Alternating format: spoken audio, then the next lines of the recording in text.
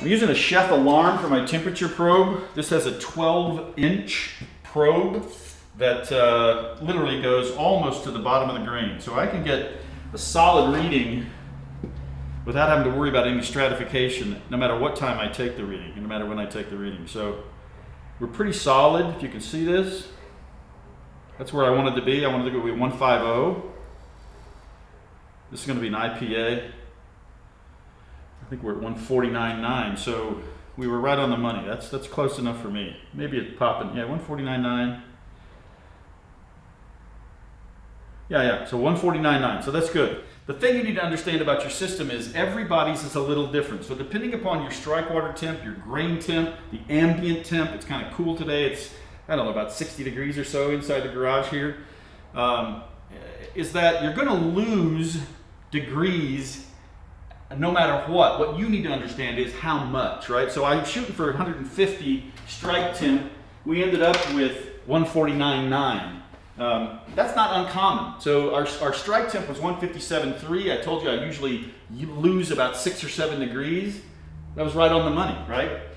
You might lose 8 or 10 or 12. I don't have any idea, but you have to understand your system in order to get that and to make those predictions correct. The reason that's critical is I'm going to put the lid on, I'm going to insulate this kettle, and I'm not going to touch it for another 60 minutes. At the end of this mash, I'll almost guarantee you that we will be 2 degrees down. So we should be 147, 147.5, somewhere in that direction, or 148 when we get done. And the point is that it's going to mash consistently over that time period. We all know that the mash loses temp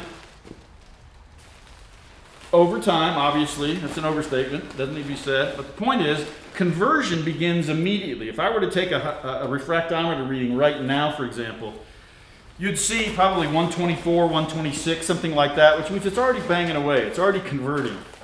And as the temperature decreases over a period of time, conversion increases. So once we get to a half hour, for example, if we use 2 degrees in an hour, we've only lost 1 degree in 60 minutes. I mean, in 30 minutes.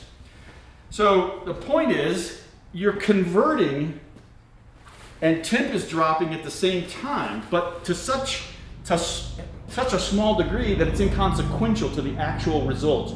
So when we get to the end of 60 minutes, if we've lost 2 degrees, the majority of the mash is converted at 75%, let's say, in 30 minutes.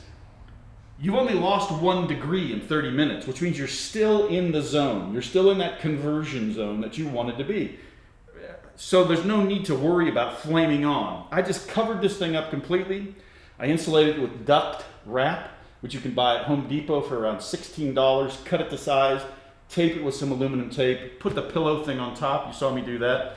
Cover it with this moving blanket, and I'll almost guarantee it will be 2 degrees or less when we're done mashing, as far as the loss is concerned.